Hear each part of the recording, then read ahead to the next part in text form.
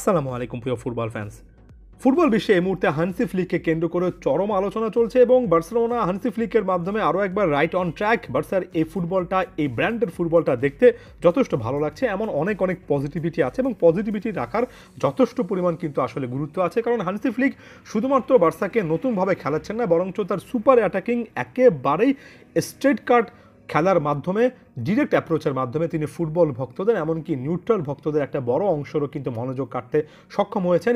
তারা হয়তোবা ক্লাব হিসেবে বার্সাকে পছন্দ করছে না, তবে কোচ হিসেবে হান্সি ফ্লিককে পছন্দ না করার আসলে কোনো কারণ নেই, কারণ এই সম্মানটা তিনি নিজে আদায় করে নিয়েছেন। সাম্প্রতিক সময়ে রিয়াল মাদ্রিদকে 5-2 গোলে হারানো, তারপর রিয়াল বেতিসের বিপক্ষে 5-1 গোলে জয়, এর আগের ম্যাচটাতে একেবারে অলৌকিকভাবে চ্যাম্পিয়ন্স লিগে বেনফিকার বিপক্ষে 4-5 ব্যবধানে একটা অবিশ্বাস্য রকমের জয়, এবং এরপরে 7-1 ব্যবধানে জয়। মাঝখানে একটা ম্যাচে 1-1 গোলে ড্র বাদ দিলে সর্বশেষ যদি আমরা 5টা ম্যাচ দেখি 5-5, 4-7, অর্থাৎ গুনে গুনে প্রতিপক্ষের জালে 21টা গোল কিন্তু বার্সেলোনা এই ম্যাচগুলোতে দিয়েছে। ক্লিয়ার কাটভাবে প্রমাণ করে যে ম্যাচটাতে বার্সেলোনা আসলে আক্রমণাত্মক ফুটবল খেলতে চায়, যে ম্যাচটাতে কোচ ডিসাইড করেন যে তিনি প্রতিপক্ষকে একেবারে অ্যাটাকিং ট্রানজিশনের মাধ্যমে ব্যস্ত রাখবেন, সেই মুহূর্তটাতে এই দলটাতে আসলে এমন স্পেশালিটি কিছু একটা জিনিস হান্সি ফ্লিক তৈরি করেছেন, যেটার মাধ্যমে এই দলটা অবিশ্বাস্য রকমের ভয়ঙ্কর হয়ে উঠতে পারে। আমি এখনই বার্সাকে একেবারে সেরা দল বানিয়ে ফেলছি না, আমি আমার এই আলোচনাটা অনেকটুকু হান্সি ফ্লিকের মধ্যে সীমাবদ্ধ রাখতে চাই। এখন বার্সাতে আসলে নতুন কি হচ্ছে, হান্সি ফ্লিক আসলে কোন জায়গায় পরিবর্তন করছেন, এটা বুঝতে গেলে আপনার হান্সি ফ্লিকের ওভারঅল কোচিং ক্যারিয়ারের কয়েকটা স্ট্যাটস একটু ডাইসেক্ট করতে হবে। ফ্লিক তো মূলত বায়ার্ন মিউনিখে দুর্দান্ত 2 থেকে 3টা বছরের মাধ্যমে সবচেয়ে বেশি বিখ্যাত হয়েছেন, তাই তো? এর আগে পরে জার্মানির কোচ ছিলেন, সহকারীর কোচ ছিলেন। তবে এগুলো বাদ দিলে শুধুমাত্র আমরা যদি বায়ার্ন মিউনিখে ফোকাস করি, বায়ার্ন মিউনিখে নভেম্বরের 3, 2019 থেকে 2021 জুনের 30 তারিখ পর্যন্ত যে 86 ম্যাচে তিনি কোচ হিসেবে দায়িত্ব পালন করেছেন, সেই 86 ম্যাচে বায়ার্ন মিউনিখ প্রতিপক্ষের জালে গুনে গুনে 255টা গোল দিয়েছিল। প্রায় প্রত্যেকটা ম্যাচে গড়ে 3টা করে গোল কিন্তু দিয়েছিল। সে হান্সি ফ্লিক বার্সাতে আসার পরে বার্সার আপস অ্যান্ড ডাউনস হয়তো বা যাচ্ছে, তবে 32টা ম্যাচের মধ্যেই 100টা গোলের মাইল ফলকে স্পর্শ করে ফেলেছেন। 32টা ম্যাচে 101টার মতো গোল বার্সা দিয়েছে, প্রত্যেকটা ম্যাচে গড়ে 3টার উপরও বেশি গোল দিচ্ছে। বায়ার্ন মিউনিখে যে জিনিসটা তিনি করেছেন, সে একই জিনিস, সে অ্যাটাকিং ফুটবল, অ্যাটাকিং ফ্লেয়ারটাও তিনি এখানেও ধরে রেখেছেন। ক্লিয়ার কাটভাবে বলটা নিজেদের কাছে গেলে যদি সুযোগ থাকে আক্রমণে ওঠার, আগপাছ না ভেবে বার্সেলোনা প্লেয়াররা কিন্তু অ্যাটাকিং ফুটবল খেলছেন।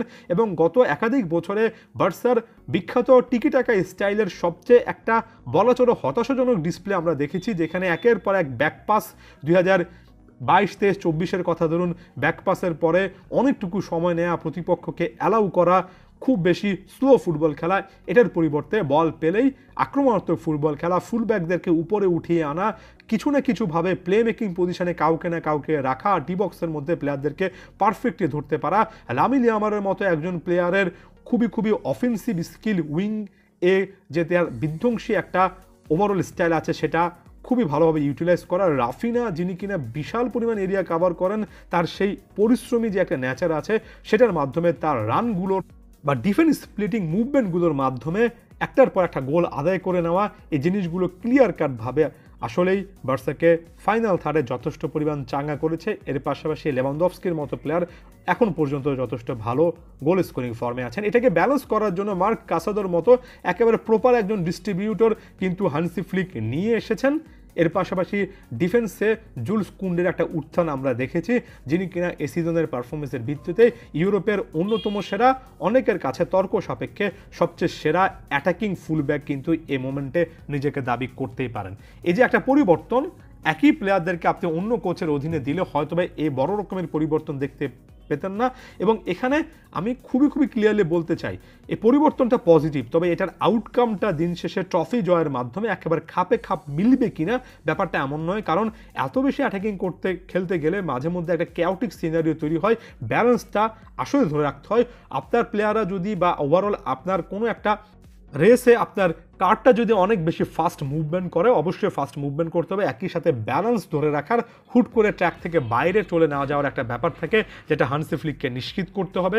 যদি এই ব্যালেন্সটা তৈরি করতে পারেন, শক্ত হাতে এই ওভারঅল কনসেন্ট্রেশনটা ধরে রাখতে পারেন, বার্সা হান্সি ফ্লিকের মাধ্যমে সংক্ষিপ্ত সময়ের মাধ্যমে তাদের ফুটবলের একটা পুরনো ঐতিহ্য ফিরে পাওয়ার দিকে যাচ্ছে। এটা ফ্লিকের মাধ্যমে বার্সাতে আসবে, আজকে বা কালকে অনেকটা অবসম্ভাবী একটা ব্যাপার হচ্ছে, কারণ অ্যাপ্রোচটা এতটাই অ্যাকুরেট হচ্ছে। ধন্যবাদ সবাইকে।